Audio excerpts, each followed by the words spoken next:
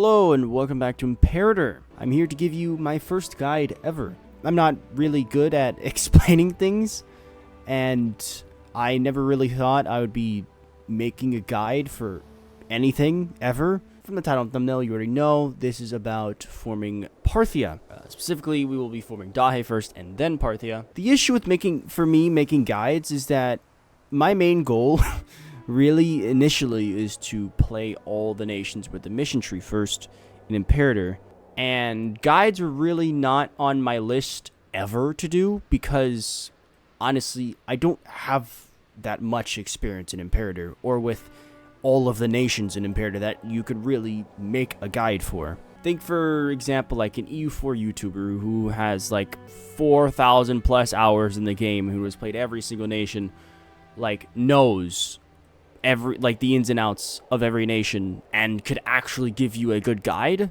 I can't really do that considering I haven't played every nation in Imperator. So it's kind of awkward for me to try to make a guide, which is why it's taken me so long to do one. But the reason why I'm here for Parthia specifically is because, well, out of all of the other nations in the game, I have the most experience with Parthia. I have just over 1,000 hours in this game, and I've already formed Parthia at least 3 times, and this time will be the 4th. But this time, it's going to be a guide, and you're going to see a lot more. You're going to see my opening moves, I guess, even though you already usually see my opening moves in my videos, but I'm going to try to take time to explain my process in this one. Like, my main focus with the normal Imperator videos is, like, just advancing through the mission tree. But this time, well, Parthia doesn't really have a special mission tree. But this time, it will just be more about just showing you exactly how I would go about forming Parthia. But first, obviously, before you form Parthia, you want to form Dahae. The reason why is because when you form Dahae, you get access to Arsaces. Arsaces comes and rules your nation after you form Dahae, and then you get a special bloodline with the Arsacid bloodline. So that's the reason why you want to form Dahae first before forming Parthia. And I believe it is timed, so you should do it in a relatively quick manner. At least forming Dahae, you can wait as long as you want to form Parthia. You should be forming Dahae before the crisis happens with the events between the Dahae tribes and the Seleucid Empire, before you get the option to invade. Preferably, that's when you want to do it. It is timed, I do believe. I don't think it's triggered. I think it is timed. So I think maybe, I'm not sure specifically, but I think it's about 270, 260 BC. So you want to pretty much form Dahae just after at least Seleucus I dies, which should be relatively easy. One thing I like specifically about forming the Dahae is that you have many different options to actually form Dahae. You have many different options for your heritage as you form Parthia, because your heritage doesn't change. You keep the heritage you start off with when you form Parthia. So you can make various different types of Parthias if you want. You can start with the Derbicians, who have heritage of Cyrus' Bane, which gives you more province import. Oh my god, dude.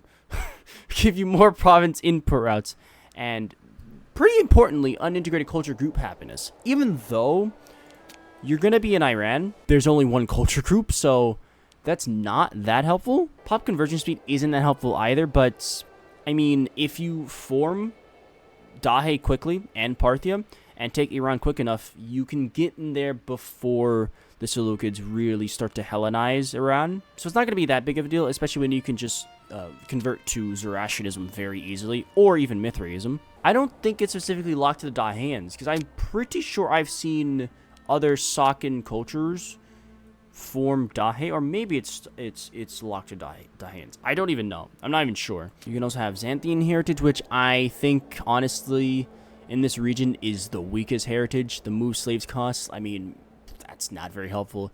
Desert combat bonus is nice for at least the eastern part of Iran. That will be very nice for you, but other than that, it's not that helpful. I guess in the early game, it's also very nice because there's a lot of deserts around here. Of course, you can also go with the historical option, the Parni here. And, I mean, just, this is good. This is simply good. Plains combat bonus, really nice. Monthly ruler popularity gain, really nice. The cultural integration speed, not very good, but I mean, it won't be that big of a deal as long as you stick in Iran. Once you go outside of Iran, then it'll become a little bit more of an issue. If you want to have a little bit of a better economy compared to the other tribes around here, then the Pisurians is definitely a good option to go for with the national commerce income plus 5%. Shipbuilding costs plus 20%. That doesn't matter at all because you're not building a navy as Parthia. And Hills combat bonus plus 15%. That's higher than the Parni plus 10% plains. And when it comes to hills, if we look at simple terrain here, there's a lot of plains, to be fair, but that's really in the east in this corner right here when you're, I mean, I guess in the beginning you want to fight the Seleucids here if you're going to be the Parthian or the Parni. But when it comes to the rest of Iran, it is really just either mostly desert or hills. Only in the west where you'll get a lot of plains, but it's really mostly desert and hills. So honestly, the Pisurians is not a bad way to go at all, actually. That's a huge bonus. I think I played the Parni twice, and I played the Derbikians once. I've never played the Pisurians. This is going to be very hard because we are by far the smallest of the tribes, of the Dahaean tribes. So this will be the hardest, but I think it's a good idea to show you, like, the worst possible start you can have. But yeah, anyways, let us get started. First thing first, we're going to select our traditions. We went with morale of armies first. I don't know what I'm going to go with next. It's not really that important, honestly, considering this bonus isn't that good. So honestly, you don't have to have a second military idea if you don't want to. National slave output might be nice. National commerce income would be actually pretty good. As a general rule of thumb, when playing any nation, it's always good to lean into your heritage. If your heritage has a specific bonus special to your nation, then you should definitely lean into it when it comes to ideas and also specifically technologies. I'd say with Pissuria specifically, you want to focus on civics. You want to focus on having a good economy, just increasing the national commerce income, because you will always be ahead of the other nation around you. I think it's just a good rule of thumb when it comes to playing a nation. Just always lead into the heritage. Even though our economy is bad and we're not going to be exporting that much, as we grow, we'll be exporting more and more. So I feel like that is an okay thing to go for. You don't need another military idea, honestly, because this is not helpful to you at all. Tribesmen are completely useless. Now, of course, when it comes to forming Dahae, you literally just have to conquer the other Dahaean tribes. It's that simple. Really, that's it. So I think what we're going to do is just immediately start off with allying the Khwarezmians, because we need an ally. Simple as, we're the smallest of the Dahaean tribes. Horse archers, light cavalry, archers, camel cavalry. We don't even get heavy cavalry. Oh, Parthians get heavy cavalry, don't they? We'll go with Bactria here. We're heptatic, morale of armies, monthly war exhaustion goes down. Loyalty of characters -3. What do we want? Just more discipline, honestly. Let's go for this one, yeah. Alright, so obviously you want to start out with going for the matter of Parthia?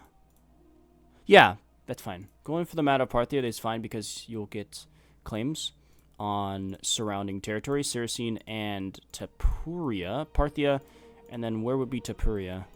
This would be Tapuria. You're not going to be declaring war on Parthia, or on Bactria, but the claims for Saracen are good for you. Oh yes, of course, our ruler here. We have Silaraxi Baransi, who is terrible at martial. That is not good at all. That is really not good. Good in everything else, but terrible in martial. Now, a very interesting thing here with the Pisurians is that we actually start off with more Margians than we do Dahaeans. It might not be a bad idea to initially integrate them. Sure, primary culture happiness would not be very good, but getting just a little bit extra levies is helpful. Plus, they do get heavy cavalry. I think we're going to immediately start off with integrating the Margians. I think this is a good way to go at the beginning here. It's going to take a long time. Oh, that's going to take a long time. I think it's okay. I think it's worth it. At the same time, we'll do a divine sacrifice, so that doesn't go down into the negatives. You could even embrace Voxite if you wanted to. Wow. Actually, that's funny. For the Pissurians, that would be amazing because you get another plus 5% national commerce income. So that'll give you a plus 10% in total. Well, I didn't see this beforehand, but if you want to, if you're going to play the Pissurians, I definitely suggest embracing Voxite because it just gives you extra national commerce. Now, because our centralization is so low, we get a huge amount of morale of armies and a lot more levies. I suggest not taking any laws at all at the beginning here. You don't want your centralization to go up because it doesn't matter to bring your centralization up to begin with because you will just become a federated tribe when you form Dahae. Spread of ideas, that's always nice. When it comes to like playing a bigger tribe like the Parni, especially the Parni, like pretty much immediately as soon as possible you take the matter part that you get the claims, you probably fabricate even more claims for yourself, and you immediately just go to war, like just instantly. As soon as you get the claims, you instantly go to war with everyone around you, and you should very easily, like within probably the first 20, maybe even 15 years, you should form Dahae. Like it's that easy, as the Parni, for example. But with the Pissurians, it's gonna take a little bit more time because you're so small. And honestly, I do suggest you integrate the Margians as quickly as possible. Once you have that, then you have a little bit more to at least go out and then declare war on the Xanthians. And hopefully, you are able to get the alliance with the Kharesmians. There isn't much change in save games. There's no reason why they should hate you at the beginning of the game. So the Kharesmians are always a good way to go at the beginning.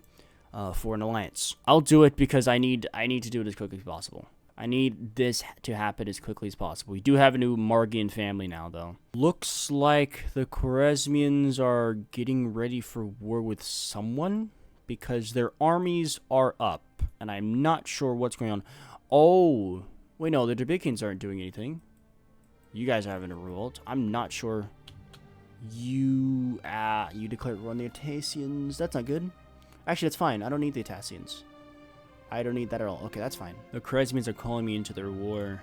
All the party have taken Saracene. Also, very important to keep all of your money as much as you can for mercenaries. Mercenaries are going to be very important for you at the beginning here. Oh my god. This is not Rome's game. This is not Rome's game. Rome will not be a threat, at least in this universe. You know who will be a threat, though? The Antigonids, it seems, because they are destroying the Macedonians currently. This is a nice event to get. Okay, the Margians have just been integrated, and this will go from 4 cohorts. Doubled. Perfect. What's important is that, first of all, the Parni are getting destroyed by the Xanthians, which is nice. You love to see it. Also, the Kharesmians just entered the war and only took Atassia. They only conquered Atassia, so the rest of the Derbikian lands that I need are perfectly safe, something I can take. Now we're finally able to go out and conquer.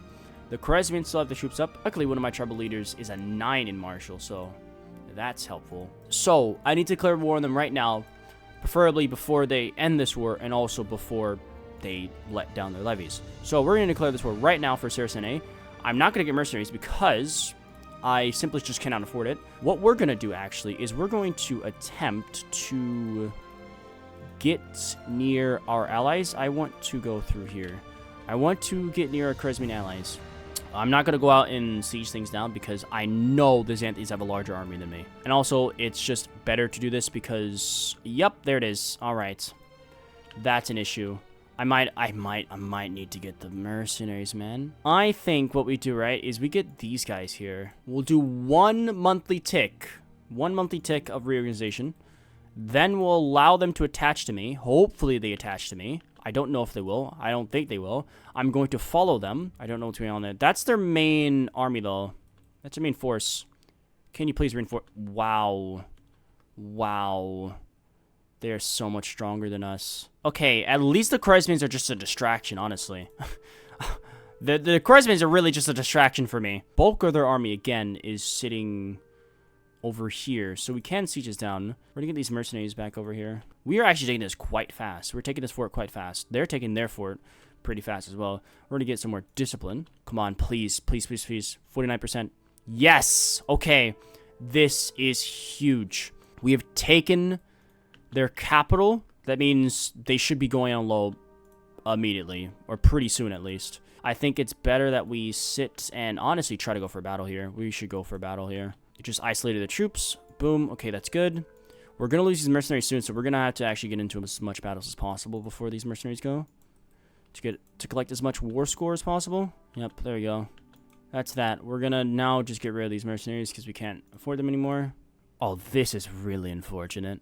I will actually slightly go into debt for this. That's honestly fine.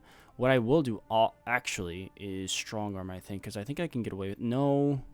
Actually, I can get away with strong army, I think. Yeah, I can get away with it. The Derbakians are worth, you know. That's unfortunate. Party are going to be gone soon. We could take the fort here. We can actually get this piece still. Honestly, we're going to have to settle for this. We're going to have to settle for this piece still. I think. No point in going any further because we can't really go that much further to get this fort because the Khwarezmians are going to come out. And once the Khwarezmians come out of the war, I feel like we... First of all, we don't want the Xanthians to actually take Khwarezmian lands. That would actually be very bad for me. So, before they actually peace out the Khwarezmians, I will go with this peace deal. Because then we'll be able to border the Parni as well, or soon to be the Derbakians. Then we can go for them next, and then Xanthin will be in a second war. Alright, that's the first war with the Parni done. The first war with the Xanthins done. And, boom, we get a claim on Parnia now. And, we would like more claims, actually. We need to get a claim here. We have... Oh, look at that. Now we're good. Now we're perfectly fine. Now we are perfectly fine when it comes to cohorts. The next subsequent wars after this should be a breeze completely. Yeah, we now have the most pops out of all of the tribes, so... Once we become Dahae, I want to make sure I keep them as an ally for as long as possible. Because then once I've formed Dahae, I want to make them a tributary. And hopefully, when I become Parthia, I can make them a client state. Well, they actually have to centralize first, but... apparently the Romans survived that war? They're now in an offensive league with Lucania. And they're allied to Syracuse. That's funny. Truce ends on the 1st of October 460. Actually, that's not a very long truce at all. Okay, we got our first claim with the Derbakians. Now we're going to get our second, just to make sure we don't get that much war or aggressive expansion, and also so it doesn't cost too much in the war score department when it comes to the peace deal. The Paesiaci and the Derbakians are currently at war. Alongside with the Khwarezmians as well. These are two separate wars, I believe. Yeah, they're two separate wars. So the Derbakians are currently very occupied, and I don't think they should give military access to the Khwarezmians because I'm allied to the Khwarezmians. That would be just ridiculous. So we're going to bring up our troops, and we are going to declare war on the Derbakians, and we're going to take all the lands that we need for Dahae. It's always good to take all the lands that you need. You shouldn't really try to overextend yourself because really all this land is useless. So when you're doing these wars, just take the lands that you need and just go away. Honestly, I don't need the Khwarezmians' help because I don't want them to take things that I need. 5 years you get morale of armies plus 10% and national manpower plus 10%. As you can see, this war is very easy. After the first war with the Xanthians, you should be perfectly fine. Oh, I forgot about these guys down here. Unfortunate. You should be perfectly fine in just eating up the rest of the Dahaean tribes because you will have, you should come out with a lot more levies than the rest of them. We're going to peace out now, then we're going to go to the war with the Xanthians immediately after this, and then we can form Dahae immediately. Oh, we actually have horses as a surplus. Nice. I forgot. There's one thing I forgot to do. One thing that you should always be doing is obviously accepting all trades is optional. I don't have it on because I prefer to not trade with my my enemies because I'd rather not increase their economy, or at least I'd rather not give them surpluses or like help their economy in any way, especially when you have auto accept all trades and then it automatically trades with like an enemy nation, for example, and it like creates a huge amount of trades with them. The moment you declare war, your economy crashes because you're so reliant on their trade with them. So I'd rather control that myself. Also, general rule of thumb, just don't trade your food because it's very important. Your food is very, very crucial to the survival and growth of your nation. I always do that at the beginning of the game, but I forgot this time. Oh, we got a new clan, apparently. Wait, that's the same clan from before. They just came back. Sure. Oh, breakthrough. Actually, it's far better to go for aggressive expansion impact because we're going to be expanding a lot. Okay, now time for the Xanthians once again. Ooh, the Etruscans are very strong. Yeah, I think there's a good chance we might see Tuscia. I swear I just saw like 4,000 Antigonids just somewhere pass through Parthia. I might be going insane, but I'm pretty sure I saw that. I might be crazy, though. Oh, come on. This has been on 42% for so long. Finally, 420 days. All right, and there we go. That is everything we need for Dahae. We have 36 aggression expansion, which is a problem. I forgot to switch to appeasing. We definitely need to do that right now. Always good to have a steady influx of new characters. Sure seem good. Alright, now we have a decision. We also can just do this. For 25 years, we get extra discipline and manpower recovery speed. Become a federated tribe, which is just overall just better than a migratory one. Gain claims on the province of Parthia, and we get some freemen as well. Boom, there we go. And then soon enough, we will be getting the event where our Sassy's pops up. Alright, this is actually a little bit better. The pop promotion speed is nice, so we want to actually fill this up. So we'll go morale of armies, and then we'll go extra commerce, and then probably, yeah, sanction privileges is always good to go for. Also, we have a pretty good economy, so we're going to up this wages here so we can lower monthly corruption across the board. And in doing that, I think it's okay to honestly give free hands across the board as well, because monthly corruption will go up, will tick very slowly. If we do this, we can just produce a lot more political influence because it is based on how much your office workers, the people in your office, like you. If they have a high opinion of you, then they produce more political influence for you, and PI is always good. Always, always good. I just thought of something. Usually, you know what I would do? Normally, I would form Parthia the moment the event pops up.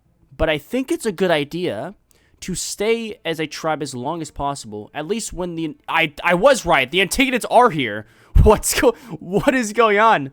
Anyways, I think it's best to stay as a tribe when you're in the war with the Seleucids, because with this very low centralization, this negative centralization, you keep a lot of your levies, and also you keep a huge amount of morale of armies. But once you become a monarchy, obviously there won't be no centralization anymore. There'll be no modifier here, so you'll lose all that morale of armies and levies. I think it's better to stay as the Dahae when you're in the initial war with the Seleucids, because normally I would just immediately become Parthia.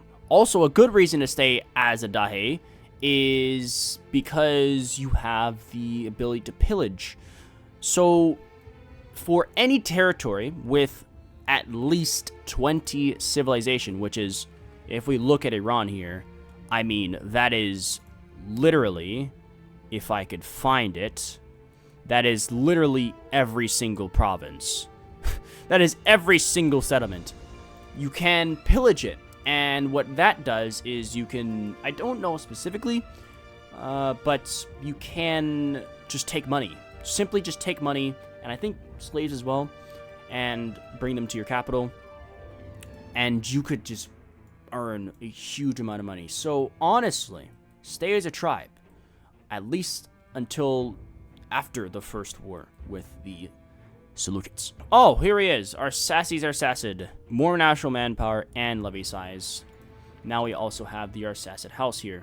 Comes with his own bloodline as well, blood of Arsacid. Get +1 martial, +20 prominence, +5% local tax on the governor, effects on commander, +5% horse archer discipline, and effects of ruler, integrated culture habits +5%. Really nice. And he also has a huge amount of martial. Here it is, a chance to strike. This is actually the perfect opportunity because the Seleucids are at war with the Antagonists. They will end the war pretty much immediately after I declare this war because they are winning the war. They're already spread out. They're already dealing with the Antagonists currently. So the vast majority of the units will just be sitting in Syria right now. So we have plenty of time to take to take land. Oh, they have 20 stability. Oh, absolutely. Oh, absolutely. Yes. You cannot pass up on this opportunity. Okay, so we have just completely eaten Parthia. As I said, I'm gonna stay as Dahae until I actually finish this war. Oh, you can't do it anymore. Oh, so only as migratory tribes you can do it. I'm learning so much, guys. Only as migratory tribes you can do it. You can pillage with migratory tribes, but not as federated ones, apparently. You can still raise, but that doesn't really help you. Because it's lands you're going to take anyway, so you don't want to raise it. Okay, I need to deal with all these levies. I think the way I'm going to do this, I have a lot of aggressive expansion. This is also a horde conquest, so you immediately take the lands that you siege. My aggressive expansion will take up way too much if I conquer too much. So I think what I'm going to do for this war is I'm just going to conquer all the provinces needed for just to complete the region of Parthia. Because it's a horde conquest, the way to get ticking war score is from battles. So if you win enough battles, you get ticking war score. So once I take enough settlements in the region of Parthia, then I will stop expanding and I will just sit and fight battles as much as possible until I get maximum war score. Then I can peace out the Seleucids for, I guess, trying to get into release a nation, which they won't actually release that much. That's just, why is Atropatene that big? Why is it that big? I guess I can get them to release a vassal, maybe. Depends on how much war score I can actually get. I put more thought into it. I think there's definitely a more optimal way of doing this. You could, alternatively, stay as a tribe, not form Dahae, so you don't get the event to attack for the preemptive strike for the Seleucids, because when that event comes up, you will get these event troops. And obviously you do not have the economy for this to hold these event troops for that long. So I would say probably a better way of doing this is staying as a tribe that you were beforehand, and you could just declare multiple wars against Seleucids when they're weak, and you don't have to take anything. All you can do is just declare wars for pillaging, because you have that pillage mechanic as a migratory tribe to just take a whole bunch of money from the Seleucids. I've never actually used it, so I don't know how effective it is, how good it is, but I assume that you could really just create a pretty much, a raid economy, essentially. Just by declaring war on the Seleucids over and over again and just pillaging them constantly. And you could just sit and develop your Dahaean lands, even though they are not good. They are not good lands. It's just a whole bunch of deserts and steppes. They're not good lands. But what you could do is you could declare war for Parthia, take all of Parthia, then integrate the Parthians, because no matter what, at the end, you will form Parthia and you will integrate them automatically. But what you could do as a tribe, so you can integrate the Parthians, take Parthia, right?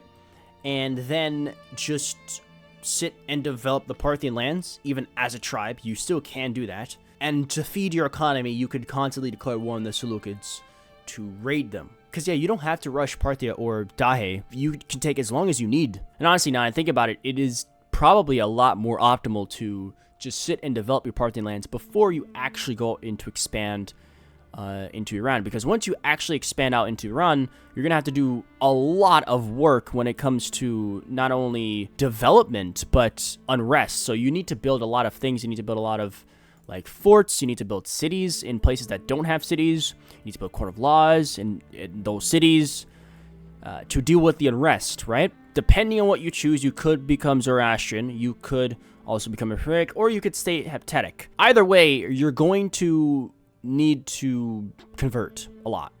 So I think it's best that you sit tight for, I guess, the first 50, 60 years, maybe longer if you want. And you could just sit and develop Parthia.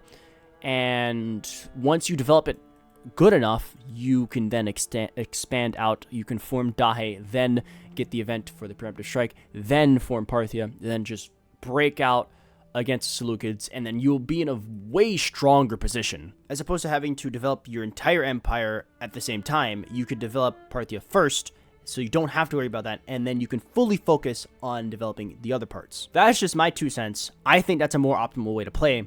I have never played it that way, but now I'm very curious on how that would actually play out. This is just showing you the quicker way of doing it, because I need to, get this video out quickly, pretty quickly, so I don't want to spend too long on this campaign. I hope that made sense. All right, so first goal, just taking all of Parthia. Then we peace out. Simple. Yep, just like that. They ended the war of the Antigonids immediately. Oh my god, wait. The Antigonids didn't fall apart. They have Demetrius. They didn't fall apart because they actually took Corinthos, and they kept all the lands that they needed. I cannot believe this, but the Antigonids actually survived. The Empire actually survived. That's the first time I think I've seen that. The Seleucids now officially have 0 stability. Also, you already know this. I've said this multiple times. I really do not like the Horde conquests, or even Imperial conquest, whatever you want to call it, whatever iteration it is. I don't like this kind of CB. It's just so tedious.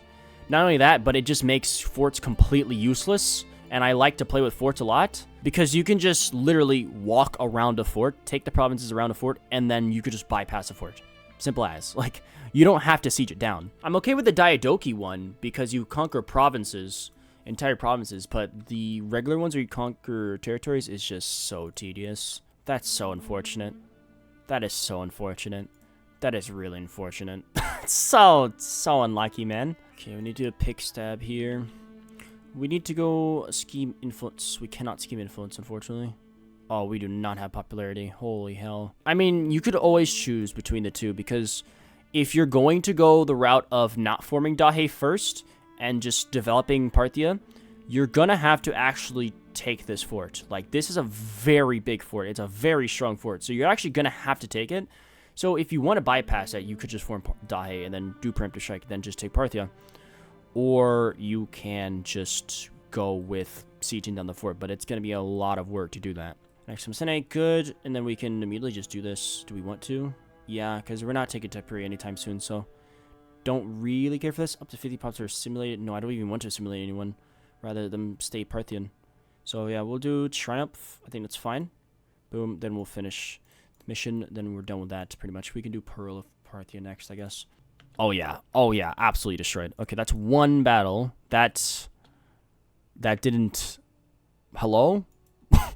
I beg your pardon? That didn't give me any war score. 10th of December, 11th of December, so we are getting there before them. Boom. Okay, we just stack wiped an army. There we go. We love to see it. Now we're getting a war score. I don't know what happened with that first battle, but now we're getting war score. Boom, stack wiped. Holy hell, dude. So like Sony armies, we're gonna come back. Yeah, it's the morale of armies, I think. I think it's a huge morale of armies bonus that is really helping us here. Okay. Actually, let's look at our morale of armies. 3.89. They also have 3.89. Nope. Wait, they're not at maximum. That's their maximum, really?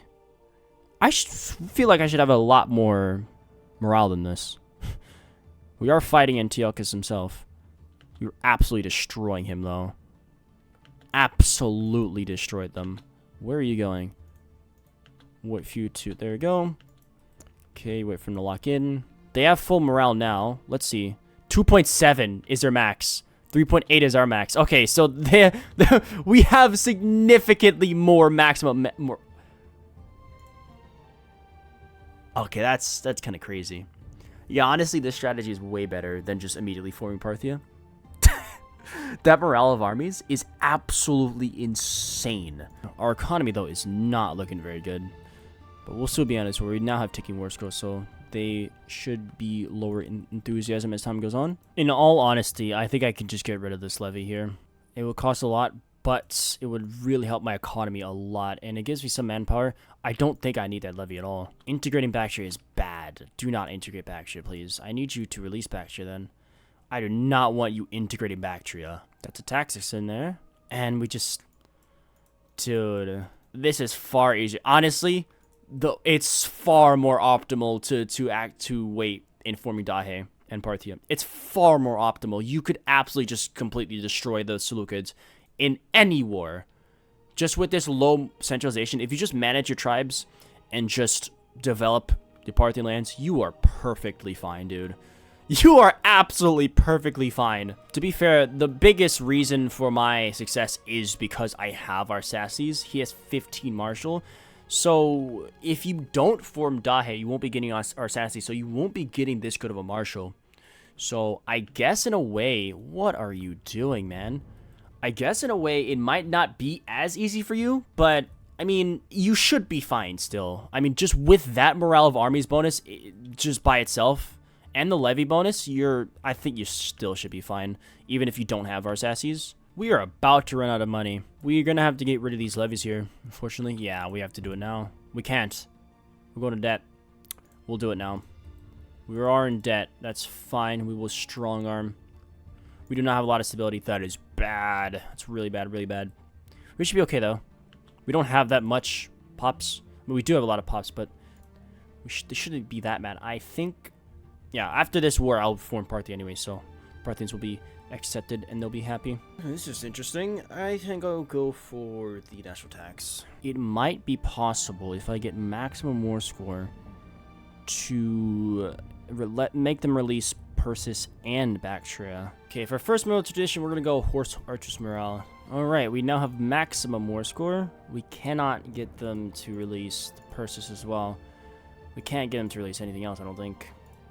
Sophony? Sure. Why not? Sogdia? Rather honestly, Sogdia. So, I mean, we could wait. We can't wait, actually. I now have 30 stability. That's not good. Okay, now they'll accept releasing Bactria, liberating Sophony, and releasing Sogdia. Perfect. There we go. Now, what we want to do, after having all of the Parthia region, we will now form Parthia. What is going on? What is going on with these guys? Stop it. Just go away. There we go. Man. Why is that guy so upset? I've done everything in my power to make you happy. Revoked free hands. I didn't revoke anything. Oh, it's because I became a monarchy. Oh, I have to give these back. What the hell? I didn't even know we got this when forming Parthia. We get Parthian identity. Unintegrated culture group happiness plus 12%. Integrated culture group happiness plus 10%. While the civilization change, pop promotion speed, and pop assimilation speed is insane. Society is rapidly adopting the Parthian language and culture, wedding our old ways to a new sedentary lifestyle. Now, I'm going to do something that I normally do all the time when I'm Parthia. Once I form Parthia, I always create a client state in the Sakya region and give all the Sakya lands to the client state because, again, this land is completely useless and it's far better for a client state to govern it, and I'll just take the tribute from it so I don't have to worry about governing this, and honestly, it's just a strain on my empire. Also, it's just a good buffer against anyone up here as well. I don't want to, and you shouldn't either want to conquer these lands. Also, I just like when borders are bordering, you know what I mean? So we'll release out of Dahae, Yacha, and then we'll give them all of the lands in... Boom. There we go. Give it all there. Okay. Now, regional power again. That's fine. Honestly, preferable to be regional power. It's just easier to manage your realm. As the client state further develops, it should be giving me a bigger and bigger tribute as time goes on. Truce ends in 476. So we actually have quite a long truce with the Seleucids. Colts of Persia. Oh, this is the new event. I think when 1.7 came out for Invictus, they added an event that allows the Parthians to immediately convert or to choose what they want to convert to. The cults of Persia are plentiful, colorful, and incredibly attractive to adopt. It will be quite easy for us to adapt our very malleable religious traditions with Persian cults. These are those known as Zoroastrians who worship Ahura Mazda, the Lord of the Skies, above all, citing the prophet Zoroaster as an important figure.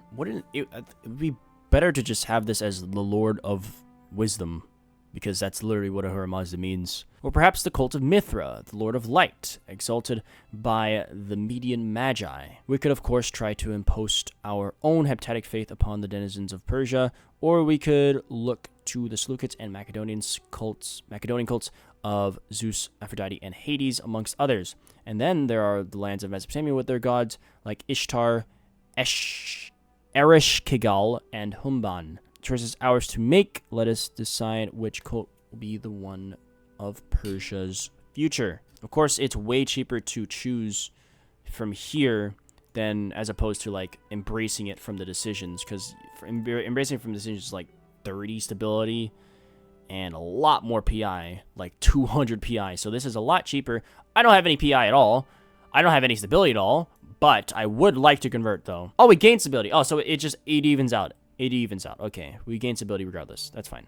We could become Voxite as well, which is interesting. Honestly, as Pissuria, becoming Voxite is not a bad idea because of the heritage. But you will have to focus a lot more on conversion, because obviously no one in Iran is Voxite. If you want to go the easy route, so you don't have to deal with conversion as much and you don't have to deal with unrest, obviously you convert to Zoroastrianism. If you want to spice it up a little bit, you can go Mithraism. It would be still pretty hard, but Parthia itself wouldn't be that much of an issue to convert because there's already a lot of Mithraics in Parthia. So yeah, not a bad idea to go for that. But then the rest of Iran would be hassle to convert.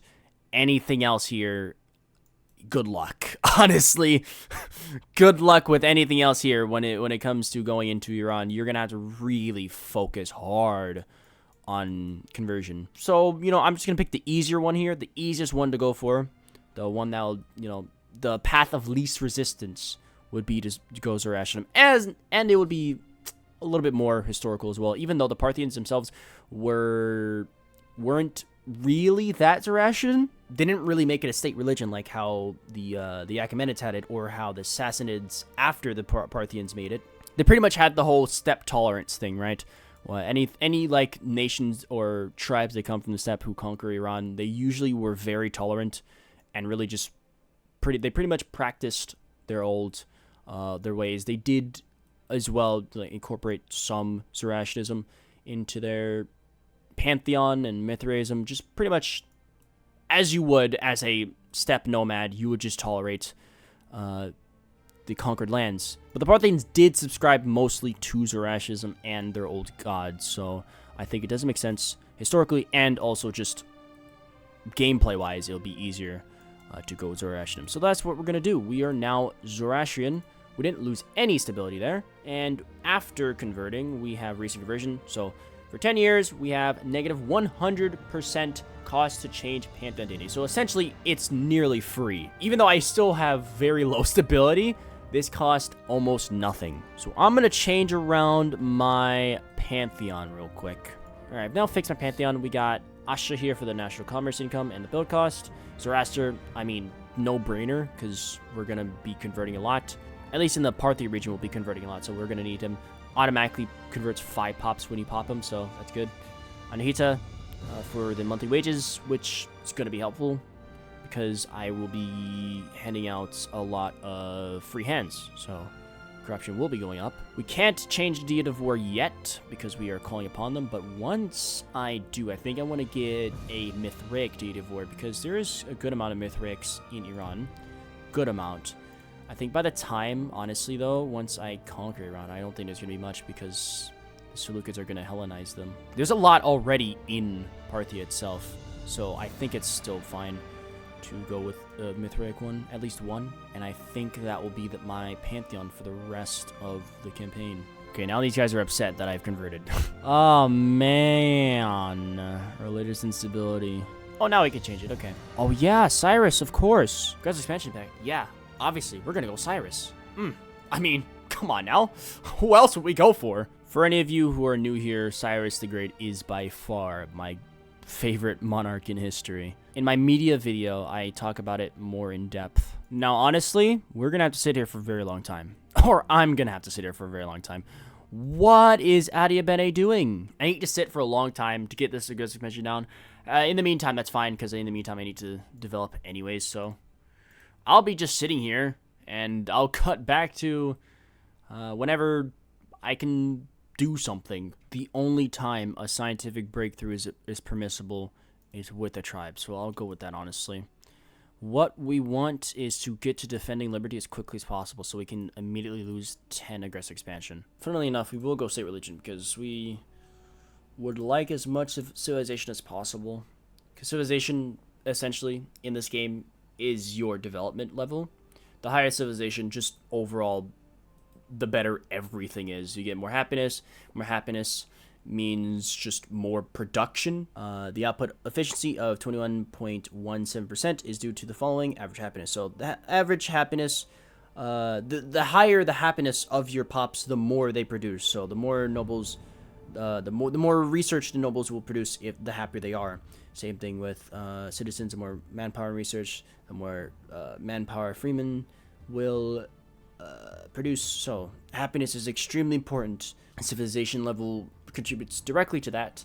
So pretty much the better your civilization, the better your nation does, essentially. The more you produce and the overall better you are. Hope I explained that well. Oh my god. Well, that's it for the Romans. Epirus has 100% war score against Rome. This is the first time I've actually seen Epirus completely destroy Rome. Okay. They deified Pyrrhus, and they just full annexed Rome. Okay.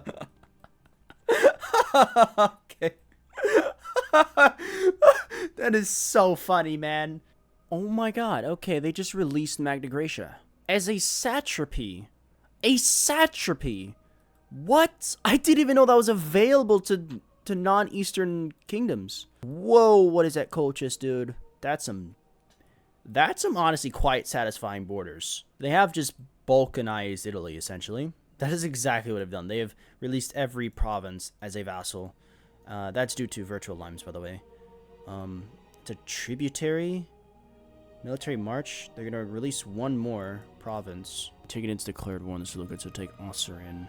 The Antigonids have a lot. They have so much. What I'm going to do, I think, is I'm going to fabricate a claim. I'm going to declare war on them. My aggressive expansion might be too high, honestly. Whoa, the Judeans is that a client state? Yeah, they are a client state, okay. I think what I will do is I will fabricate a claim. I will declare war on them, and then I should have got Matter of Media. That would have helped me a lot, so I don't have to... Yeah, let me do Matter of Media, actually, so I don't have to actually fabricate these claims. I will, declare war on them, and then I'll just dismantle them. I'll just release nations from them. That's just a simpler way to go about things. I think we will build one fort somewhere. Probably where the vast majority of units are going to come from. Because in that last war with the Seleucids, literally nothing came from over here. So I'm going to build a fort here somewhere. In the desert, yes, in the desert. We're going to build a desert fort there. Boom. Okay, that's perfect. Because like really nothing came over here. We're going to declare this for now. We'll go for that. Yeah, sure. Then we will call in the Khwarezmians. And let me see if I can do what I want to do. I can't. I actually cannot. I actually cannot. I can at least release subjects. I'm just going around sacking any city I can find. It's quite lucrative. I have to be careful. Even though I still have our Sassis, I'm not going to be as strong as I was before as a Dahae because I don't have that huge morale of armies bonus that I had. Oh, that's... Wow. Wow. That's, I mean, good. I'm glad this happened, but it's a big rebellion. I was literally just coming down to siege this fort, but, I don't need to anymore. Nice. Okay. That's a really cool flag, actually. I really like that flag. I would like to improve relations with you, because I want to client state you, honestly. I'll ally you and client state you. Oh, looks like the Antigonids are really... Wow. This is a very interesting universe. It's a very interesting world. The Romans are gone. The Epirus just completely dominates Magna Graecia. The Etruscans dominate northern Italy. Antigonids did not fall apart, even though they are split in half because of the Galatians. They are doing very well to destroy the Seleucids alongside with me. Very interesting campaign we got here. Antigonids won. There we go. Wow, man. Wow. This is an Antigonid world right here. Okay, this is my peace deal. We'll be taking a substantial part of Media, and we will be making sure they release Persis. You didn't see, like, most of this war because there was really not much of a war. It was really me just walking in and just taking stuff. There were some battles, but I mean, there wasn't really anything to note. The Seleucids were really busy with the Antigonids. They've also lost that war. And really, with their lack of stability, they are just struggling right now. So they couldn't really put up much of a fight at all. The reason now, this is going to be a lot of aggressive expansion, by the way. I've already pick stabbed, so that's good. Make sure you pick stab before you take a huge amount of aggressive expansion, because this lowers divine sacrifice cost. The reason why I wanted to rush to here, to Kosoi, is because when you're playing Parthia, at least for me, I think it's better to make sure you conquer as much of Iran as you can. Like, east of the Zagros Mountains, you essentially just want to conquer all of Iran from there. And then, once you conquer all of Iran, then you move into Mesopotamia. The reason for is, I personally like to play with forts. I think forts are very important in this game. And in Kosio here, as you can see, there's a lot of mountains. Essentially what you want to do is, or what I usually do, is I build a mountain fort on one of these provinces, preferably this one, because when their troops are coming from Mesopotamia, for example, even though they can go around, I have to deal with that to make it perfect, but when the troops are coming from Mesopotamia, they have to go to this mountain fort, and it is extremely defensible. You can very easily defend this mountain fort because, well, they get a -2 to dice rolls when they're attacking in a siege. So if you attack their army, you'll automatically become the defender, and when they're attacking, they get a -2 to dice roll. You'll be way easier to defend. Also, they just take a huge amount of attrition because there's not a lot of supply. It's a very good defensible natural border to have. And then once you actually complete the conquest of all of Iran east of the Zagros Mountains, then you can go to Mesopotamia and further west if you would like. We should also absolutely immediately get rid of the rights of the Markians and immediately give rights to the Medians. I'm over 50, which is not good. It's really not good. Huge amount of aggressive expansion with people. Thankfully, I did ally the Pactians before I finished this war. Unruly subject. Yeah, this is one of the bad events that you get for being over 50. We'll be under it pretty soon, so the only issue is that my stability is going to tank. But that's fine. Oh, look at that. Defending liberty. Perfect. Perfect. Now, the Pactians should be fine. Oh, they're with Persia as well. Oh, that's not good. The Pactians might actually lose this, honestly. I hope they finish their war. Luck, man. I'm gonna be honest. You're playing my demise? I don't want to fight Yankai at all. I don't want to deal with that. So, you know what? I will break the alliance. Oh, that's another rebellion there. Oh, dang. We can't do this anymore. Frick. Forgot. Yes. Yes, we definitely need that. So close to client state, but we will definitely settle for a tributary. We're going to declare we're on this breakaway state. Feed our vassal. Take it into our great power. Wow. Oh, it's because they're a lucky nation. That definitely is a big help. I'm playing with the Lucky Nations mod, and I selected random historical Lucky Nations, and apparently the Antigonids are one. And that would probably definitely explain their success, but I mean, still, I've seen the Antigonids have Lucky Nation many times, and they still have not done this before. Oh my god, dude. Okay. Okay, alright. They don't have any alliances, so what we're gonna do is we're just going to insult them, and we're gonna declare war on them immediately. And hope that we can get some kind of military access. We can get the military access through these guys, so yeah. So we can immediately just declare war on them and client save them. Oh, they allied the fucking Seleucids, dude. Hello? Hello? Oh, how did you ally them that fast, dude? Oh my god, I hate it. Hate. I did that so fast without even looking, man. Oh, it's so annoying. It's so annoying. Okay, well, we gotta fight the freaking Seleucids now. It is a horrible idea to fight me in the hills. I don't think you understand. I don't think you understand my combat bonus in the hills. I have a now plus 20% hill combat bonus. I don't think you want to fight me here. Also, I have a way better martial. We have less morale than them, which is quite unfortunate. River crossing and hills penalty. If you look here we go. So that adds to discipline. All modifiers below are multiplied immediately on the damage value. Okay, so that multiplies the damage. Yeah, this was not a good idea to fight me in the hills. This is exactly what I was talking about when it comes to the mountain fort. 23rd of February, 494. So 2 more years, then I can peace out the Seleucids. Then I can focus on the Persians. Oh, that's crazy. That's crazy. Wow. You love to see it. Oh, no. Oh, no. Take Assyria. I mean, I guess you might as well peace them out now. There's not much we can do. I guess I can go a little longer. I think I'm taking these, so we can go longer. Yeah. I was gonna white piece them, but I don't need to. I think I'll just try to get as much war score against them as possible, then separate piece them. Just try to take these. Maybe release this as well if I can. I don't think I'll be able to, though. They're sieging down Seleucia and Babylon at the same time, dude. The Antagonists are completely unstoppable. Oh my god. That's crazy. Alright, so this is the peace deal that we want to go for the Seleucids. We're going to partition these 2 lands between me and my vassal. Make them release their vassal in Ariana, and make them also release Atropatene as well. Okay, now for the Persians, we clientate them. Boom. Now you cannot break free from me. Alright, so yeah, there's my guide, I guess. That's it.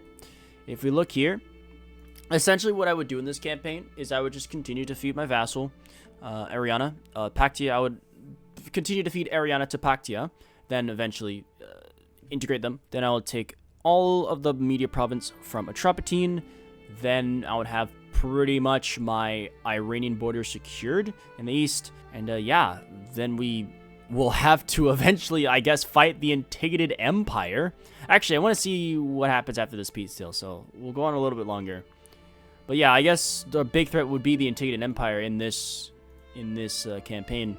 Well, I don't know how I would fight them. They are stupid strong. Like, actually ridiculously strong. They have so many pops. And not only that, they have a billion tributaries and vassals. So they make a lot of money. It would be so hard to fight them, dude. But yeah, that's pretty much that. I'm pretty much the dominant force in Iran now. Seleucids are completely crippled. They might even just be full annexed, honestly. They seriously might actually get full... No, they can't. They can't. These provinces are way too developed to be fully annexed. Wait, what is that? It's about 40-something years, I think. I forgot when the game started. 309, 306. So about 40-something years. And this is where we've gotten. Very nice. Regressive mention, not bad. Stability, good. Overall, you just really want to probably worry about developing your research. So that's just building cities, developing your Parthian lands, and yeah, and just slow and steady expansion into Iran. All you really need to do is just expand into Media. You don't really need to expand into Mesopotamia. If you don't want to, you could just take everything east of the Zagros Mountains and pretty much dominate this area. Then just develop your Parthian lands and get more research. Then yeah, I don't know, do whatever you want after that.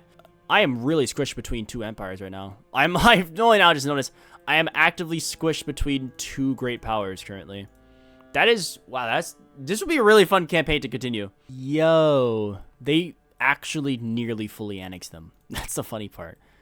They nearly fully annexed them. This was like just the first pilot episode of this series. I don't know how freaking it's going to be because, again, like I said at the beginning, I need experience in the game, like with the actual nations, and I don't have experience with that much nation. So the only reason why I went with Parthia is because I actually do have a good amount of experience with Parthia, being that I formed it now my 4th time. I guess the next guy will be whatever the one that is the highest liked in the post that I put up probably a week ago by now. But anyways, it's been Alton, signing out. See ya.